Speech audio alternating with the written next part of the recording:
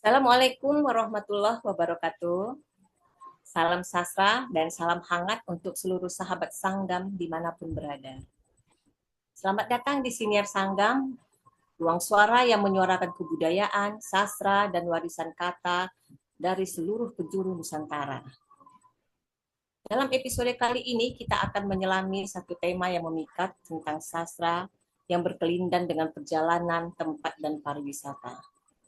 Danau Toba dengan segala keindahan alam dan kearifan budaya Bataknya tidak hanya memikat wisatawan, tetapi juga menggugah imajinasi para penulis untuk melahirkan karya sastra yang merekam jejak ruang, sejarah, dan identitas. Hari ini kita akan berbincang dengan sastra pariwisata dalam novel tentang Danau Toba. Bagaimana sastra tak hanya mengisahkan tempat, tapi juga merawatnya lewat bahasa.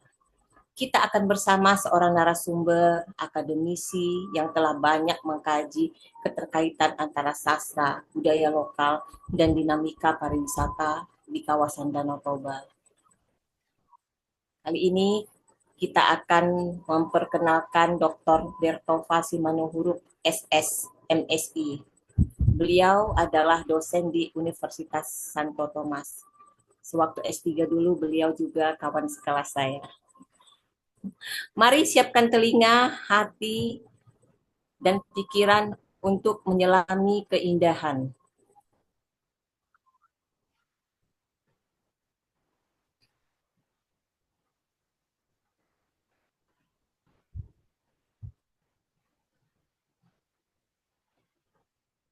Mari siapkan telinga, hati, dan pikiran untuk menyelami keindahan yang tak hanya kasat mata, tetapi juga tertulis dalam halaman demi halaman. Oke, Bang? Bagaimana kabar Abang hari ini, Bang? Sehat, sehat Wilda.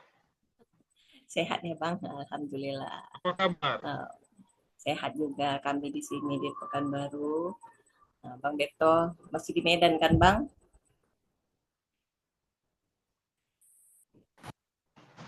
Jadi dialog kita kali ini saya akan mengulik sedikit tentang konteks dan latar tentang Danau Toba ini, Bang.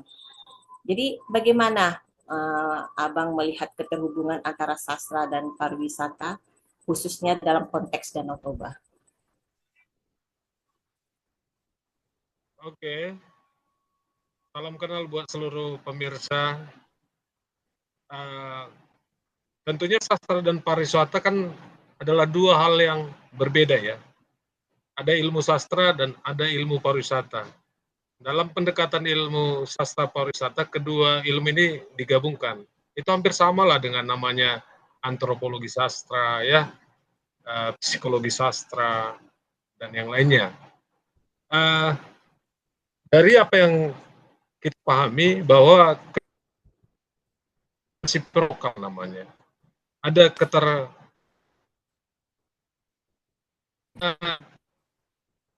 di satu sastra turut menggambarkan daerah-daerah wisata ya, daerah-daerah yang menarik untuk dikunjungi oleh pembaca. Di satu sisi ilmu pariwisata itu sendiri, destinasi wisatanya itu memberikan inspirasi bagi para penulis untuk menuliskan karyanya. Gitu. Karena setiap karya pasti terlepas dari kata gitu. Nah, Danau Toba yang dilukiskan di dalam novel itu dilihat sebagai hal yang dapat mempromosikan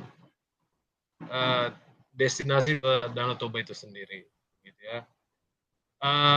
Ada 3 novel yang saya kaji sebenarnya di dalam penelitian saya. Itu yang pertama Sordam, karya Suhunan Situmorang, kemudian Toba Dreams, karya TB Silalahi, dan Tepi Toba, karya Muram Batu. Ketiganya ini mengambil latar tempat berada di kawasan Danau Toba. Walaupun mereka berbeda satu dengan yang lain di dalam pengambilan tempat, karena fokusnya berbeda. Sordam itu fokusnya di Pulau Samosir, sementara Tepi Toba itu fokusnya di Parapat, dan Toba Dreams itu fokusnya di Bali G. Nah, ketiganya ini menggambarkan bagaimana tokoh-tokoh itu berada dalam perjalanan, ya, singgah, kemudian tinggal, dan seterusnya.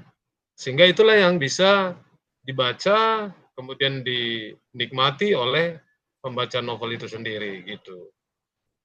Itu dia, Will. Berarti ketiga penulis ini tahu persis lah seperti apa Danau Toba itu ya Bang. Apakah mereka Ya, warga tempatan? kalau saya lihat biografi penulis, Sunan Situmorang itu berasal dari Pulau Samosir. Kita tahu Pak T.B. Silalahi, ya almarhum jenderal, ya, Jenderal T.B. Silalahi ini juga tinggalnya di daerah Bali. Tapi ada satu orang, Muram Batu itu sebenarnya berasal dari Asahan, ya.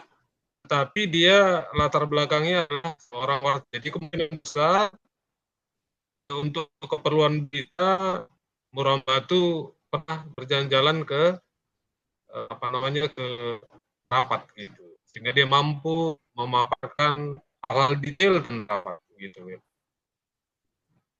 Kalau orang yang tidak pernah mengunjungi Danau Toba berarti tidak bisa lah ya merepresentasikan Danau Toba itu dalam sebuah karya sastra ya Bang ya. Jadi bagaimana gambaran Danau Agak sulit Toba? memang, tapi bisa saja. Karena kenapa? Jadi bagaimana penggambaran Danau Toba itu dipresentasikan dalam novel-novel yang berlatar wilayah ini? Kalau berdasarkan apa yang saya teliti, karena penelitian saya kan masuk ke dalam apa namanya, penelitian ke lapangan, ya. Jadi saya wawancara, kemudian saya juga mengadakan observasi lapangan gitu. Karena salah satu teori yang saya gunakan adalah teori mimetik, saya ingin melihat kesamaan antara latar tempat yang digambarkan oleh ketiga novel sama atau persis sama tidak dengan apa yang ada gitu, yang tampak langsung, ya, di mata kita gitu. Jadi setelah saya melakukan penelitian, ternyata apa yang tampak, yang saya lihat langsung, observasi langsung, ternyata seperti yang digambarkan oleh ketiga novel. Berarti itu bisa kita jadikan sebagai acuan ya jika kita ingin mengetahui Danau Toba itu dalam versi mini di dalam sebuah cerita ya.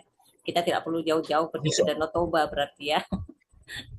Ya, seorang ahli berkata kan, Will, bahwa sastra itu bisa dijadikan sebagai gitu. Kita nggak perlu menghabiskan uang, ngerogoh kocek, dan menghabiskan waktu, ya. Kita bisa menikmati perjalanan, walaupun itu perjalanan semu, ya, awalnya, tetapi kita bisa menikmati perjalanan itu lewat perjalanan tokohnya. Jadi apakah ada elemen budaya lokal Batak yang turut menjadi daya tarik dalam pembangunan narasi dan karakter dalam novel-novel tersebut, Bang? Kalau Sordam dan Nobarins itu sama dengan budaya, ya. Karena memang penulisnya itu kan langsung berada dari tempat banyak yang kita lihat misalnya kita bisa lihat bagaimana Mangokal Holy, ya, apa namanya, suatu acara pengangkatan tulang belulang itu, ya, untuk dijadikan satu di sebuah tugu itu digambarkan secara detail itu di sana.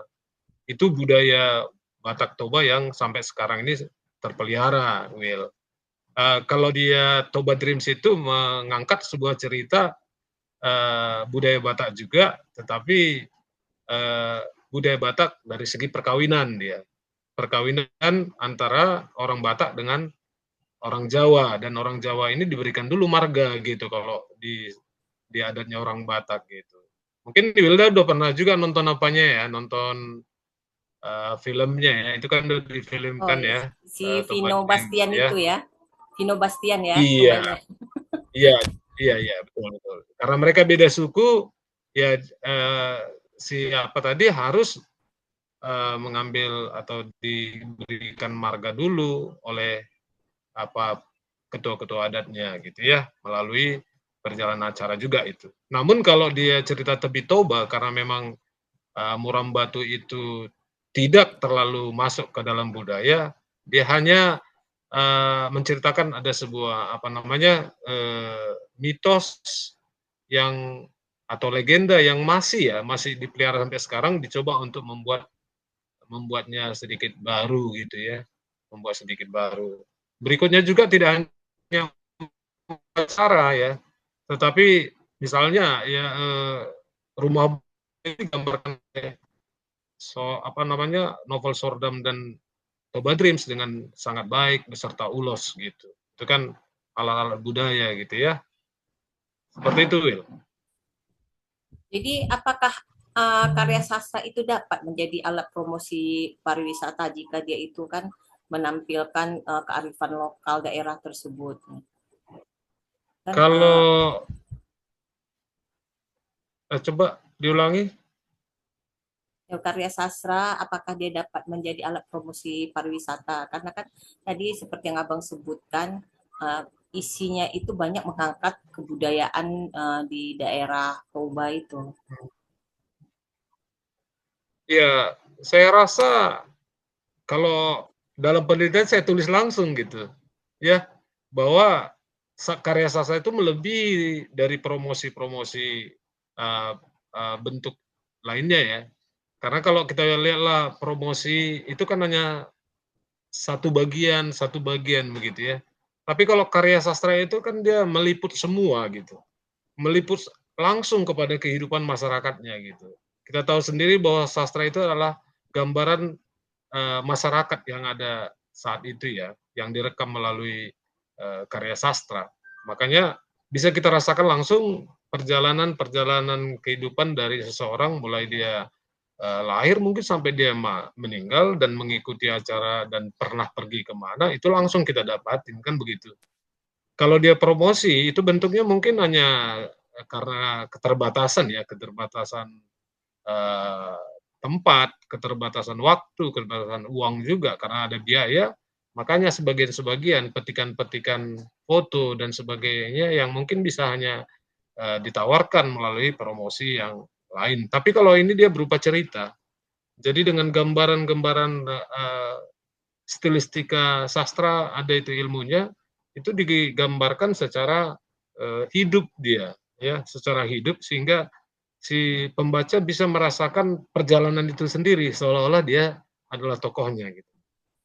Menarik Seperti ya itu. Bang ya. Jadi respon Iya, menarik. respon pembaca atau wisatawan tentang Danau Toba melalui karya sastra ini bagaimana Bang?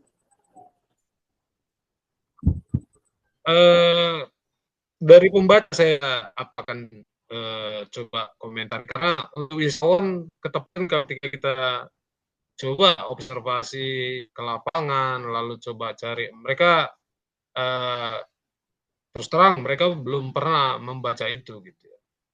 Tetapi dari apa yang saya wawancarai dari apa namanya museum itu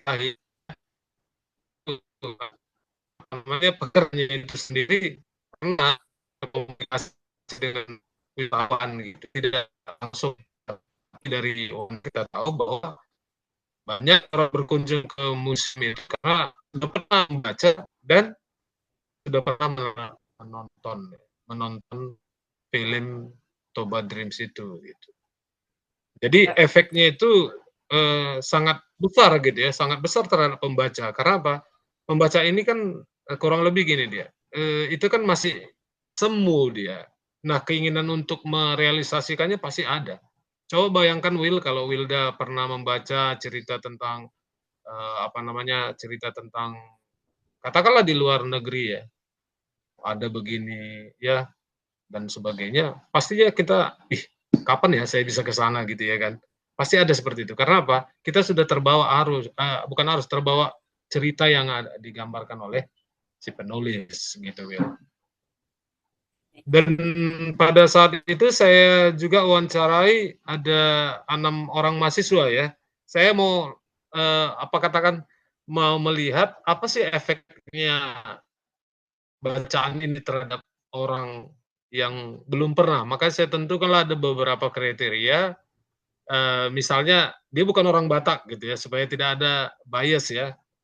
Lalu kemudian dia belum pernah kan ke Danau Toba gitu.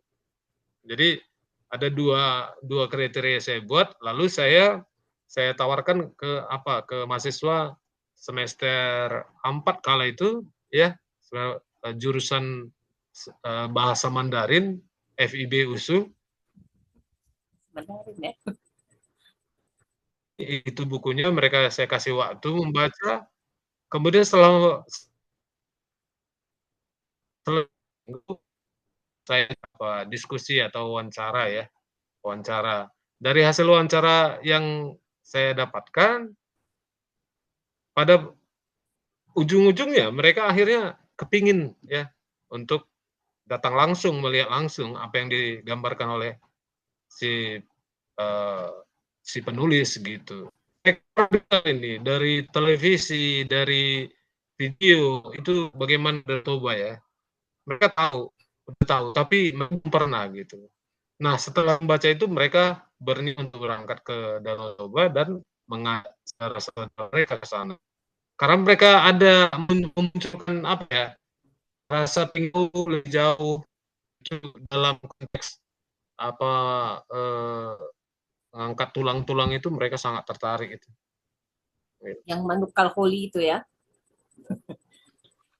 Itu Iya, mengokaloli itu karena tidak ada dalam di suku manapun mungkin ya. itu Sesuatu yang aneh lah mungkin ya. yang orang Toraja itu tidak ya? Yang tulang-tulangnya dikumpulkan ketika Mereka itu mereka saya rasa dikebumikan atau dikuburkan itu di dalam batu gitu ya. Kalau ini enggak, orang Batak itu dikubur di tanah, kemudian setelah jadi tulang belulang itu dikorek kembali gitu. Jadi apakah dalam karya sastra berlatar Toba ini terdapat kritik terhadap perubahan lingkungan akibat pembangunan pariwisata itu, Bang? Kalau akibat pembangunan pariwisata, saya tidak melihat itu. Tidak ada melihat ya. Tidak ada melihat karena mungkin pariwisata saat ini mungkin lagi baik-baiknya kala itu ya. Tidak mengganggu lingkungan dan sebagainya. Bukan seperti yang kita lihat di Jawa Barat mungkin ya. Pembangunan apa namanya itu akhirnya dirobohkan ya. Kalau ini tidak ada. Yang ada ya Will ya. Yang ada justru kritikan itu kepada kritikan sampah ya, sampah, keramba ikan, kemudian hutan yang mengelilingi Danau Toba di Bubukitan itu udah pada itu, sehingga mengurangi debit air yang ada. Tahu sendiri juga ini kan ada berapa kali sudah banjir ya di Danau Toba ya. Jadi pada prinsipnya karya sastra itu kan untuk menghibur, tapi jangan lupa kita bahwa karya sastra itu juga untuk mendidik ya, mendidik agar kita bisa lebih baik ke depan gitu. Apa yang ditawarkan atau dijadikan gambaran-gambaran di dalam novel itu pada dasarnya sesuatu yang ada, tetapi eh, eh, di dianggap itu masih fiktif gitu. Padahal itu nyata sebenarnya gitu. Berarti sebenarnya cerita-cerita yang berkenaan dengan Danau Toba ini memuat misi tertentu mungkin ya, Bang ya. Iya, betul. Jadi sejauh mana novel-novel ini menyuarakan isu keberlanjutan atau pelestarian budaya atau alamnya, Bang?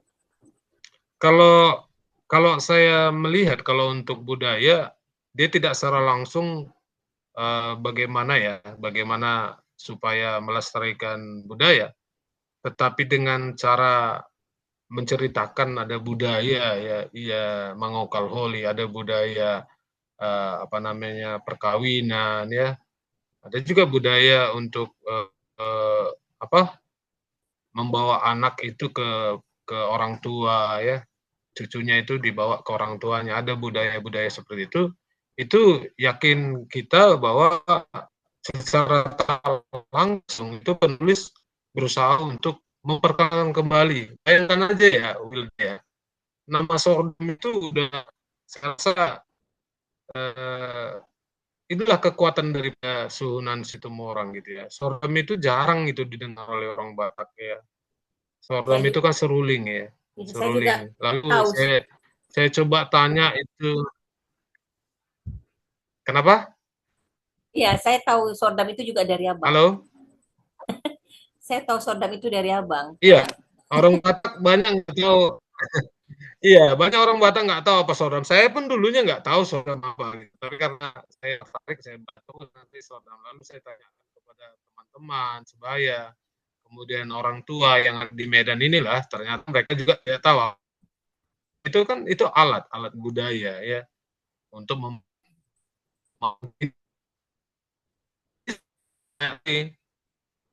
ya dengan tidak dikenalnya lagi ya alat musik tiup ini dengan nama sordam ini oleh masyarakat ya, terutama generasi Z ya. Ya dia coba kenalkan kembali itu sordam gitu.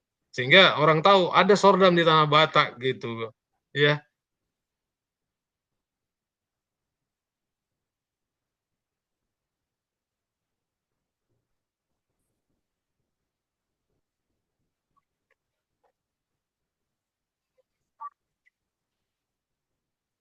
Oke, udah bisa ketemu. Oke, silakan Bang. Oke, terkait dengan pelestarian alam misalnya ya. Pelestarian alam itu karena Sunan Situmorang ini kan salah satu penggiat atau aktivis lingkungan. Dia mencoba itu dalam karya sastra itu secara kritiknya pedas itu. Langsung ditujukan kepada apa TPL ya, TPL pabrik kertas ya. Itu yang mengakibatkan semuanya gundul. Lalu kritikannya juga kepada pemerintah setempat, aparat-aparat yang mungkin tidak menjalankan tugasnya dengan baik gitu. Itu berupa kritikan itu gitu. Karena apa yang disampaikannya itu yang memang yang terjadi di lapangan gitu.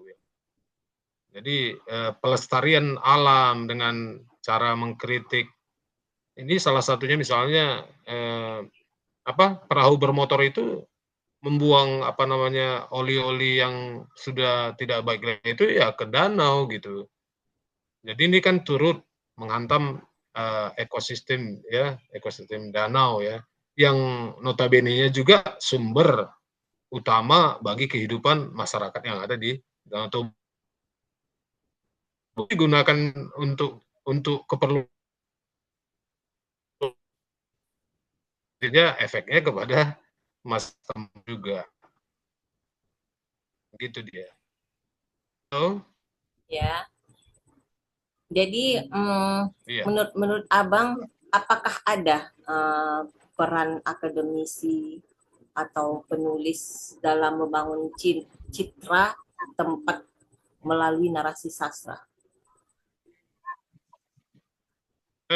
Kalau ditanya apakah ada peran akademisi, kalau sampai sejauh ini tentunya dengan ilmu atau bahkan atau guru itu memberikan tentu pelajaran yang baik gitu, lepas dari apa yang hal lain selain sastra. Tapi kalau kita kembali apa peran akademisi, disinilah harus akademisi lebih mengenalkan apa itu sastra pariwisata gitu.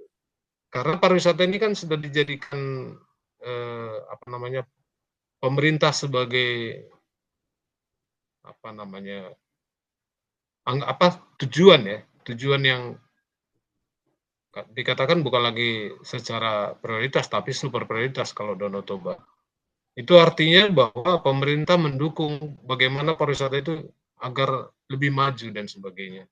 tentunya tidak hanya bidang-bidang lain yang terkait seperti pariwisata itu sendiri, ekonomi dan sebagainya, tetapi sastra juga di sini berperan, mengingatkan kepada masyarakat ya kan, bagaimana sebaiknya menarik ya wisatawan itu supaya tetap datang ke Danau Toba. Mungkin banyak hal lain yang belum terliput dalam novel ya, Wilda ya, karena kawasan Danau Toba itu kan sangat luas ya. Termasuk kampung saya juga belum terliput, padahal Kampung Tongging itu termasuk spot fotonya itu sangat menarik. Makanya kita butuhkan penulis di sini perannya gitu Wilda ya. Peran penulis meliput daerah supaya ketika ini ke dalam bahasa yang baik bahasa Indonesia, bahasa Inggris terutama, itu akan dikenal orang gitu, ya, dikenal orang lain ya dari negara lain gitu. Mereka pada akhirnya akan tertarik untuk melakukan perjalanan ke Indonesia, terutama khusus di Danau Toba. Gitu. Itu dia, Will. Saya sangat tertarik nih sebenarnya tentang Danau Toba ini ya. Walaupun saya bolak-balik Pekanbaru, Medan, tapi belum menyinggahi Danau Toba ini. Jadi uh, citraan yang digambarkan oleh di Oh dalam iya, Will sendiri belum pernah belum pernah lagi ke Danau Toba. belum pernah. Oke. Dengan Belum. dengan dengan adanya penceritaan saya lakukan, Will, penceritaan yang saya lakukan.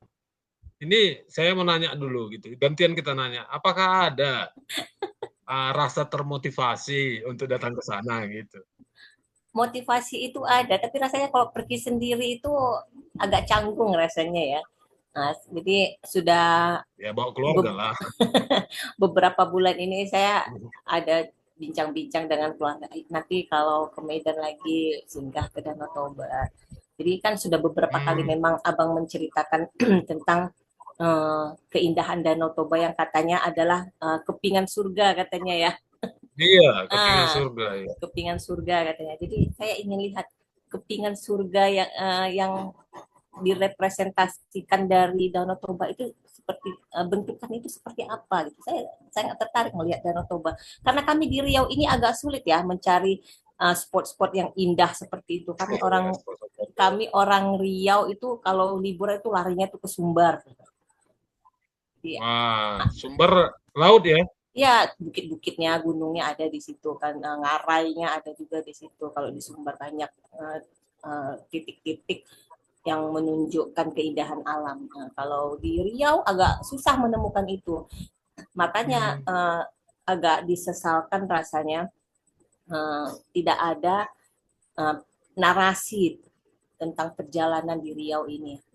Nah, kalau narasi perjalanan di Sumatera Utara, khususnya tentang Danau Toba itu seperti 3 cerita yang abang sampaikan tadi kan. Tapi kalau tentang Riau menjadi sebuah novel itu Hmm. belum saya temukan. Kalau bercerita tentang wisata budayanya yang tergambar dalam puisi, dalam cerpen-cerpen itu sudah banyak ditulis oleh penulis lokal. Tapi yang berupa novel belum ada. Hmm. Jadi rasanya Iya, disitulah diharapkan para penulis, sampun sastrawan, mari para sastrawan, yuk kita liput ya, kita liput daerah-daerah yang notabene-nya kita pikir itu tidak menarik, tetapi pada akhirnya menarik bagi orang ketika mereka baca.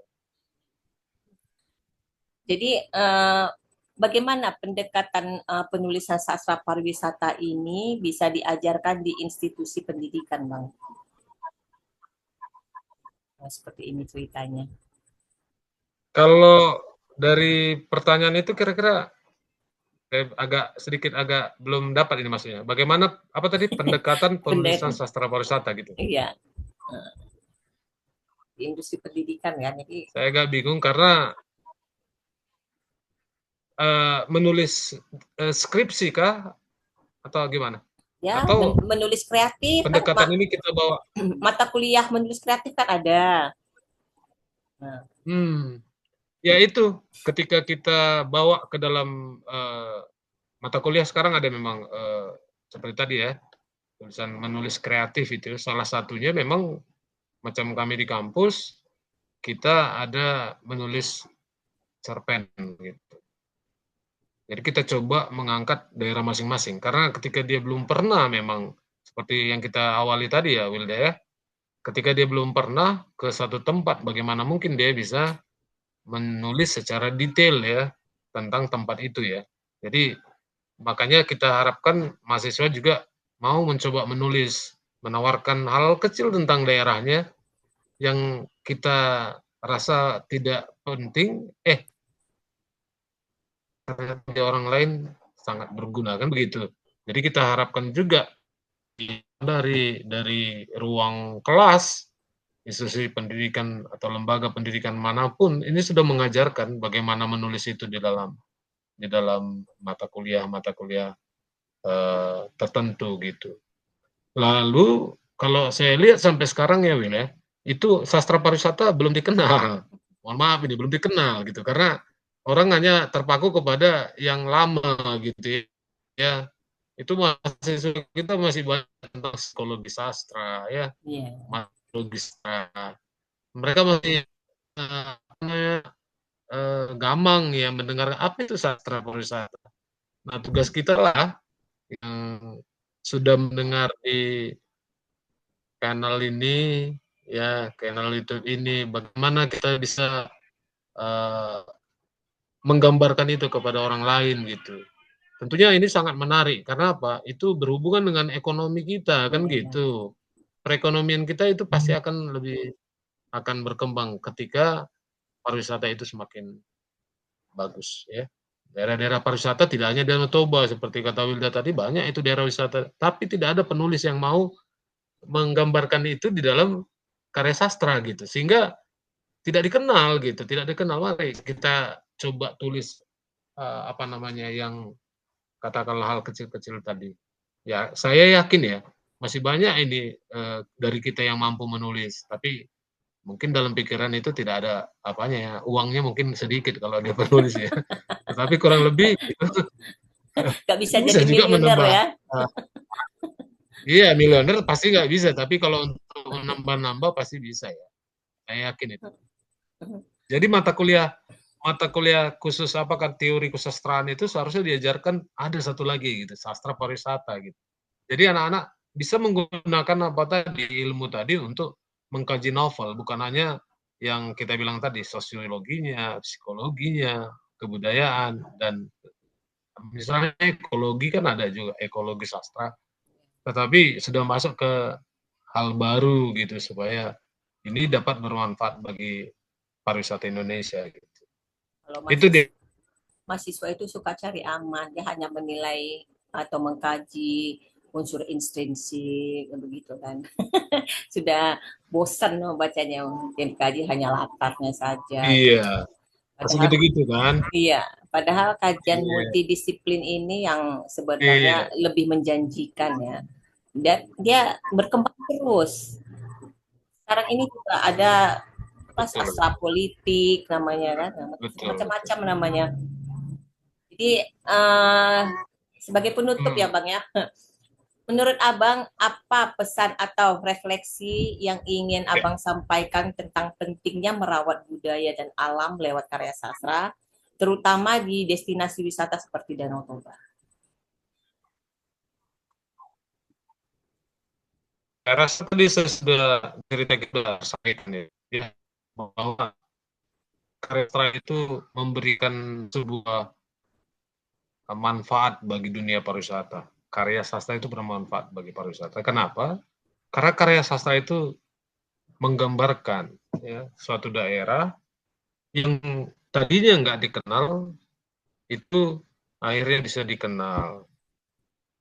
Banyak ya cerita-cerita yang sudah bukan cerita sih, kenyataan yang kita lihat ya.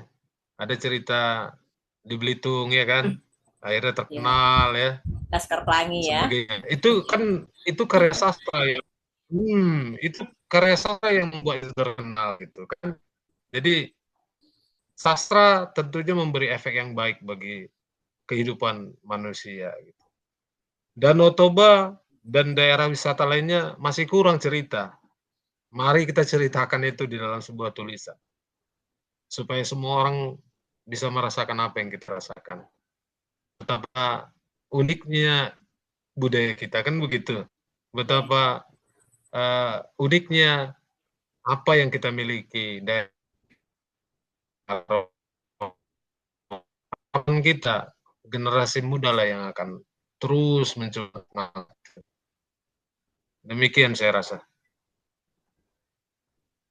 Jadi sahabat Sanggam, kita baru saja menyelami perbincangan menarik tentang sastra yang mampu menjadi jendela pariwisata.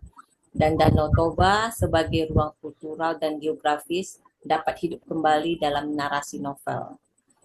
Dari narasumber kita, Bang Dr. Bertova Simanipuruk, SSMSI, kita belajar bahwa menulis tentang tempat bukan hanya soal menggambarkan landscape, tapi juga tentang merawat memori, nilai, dan identitas.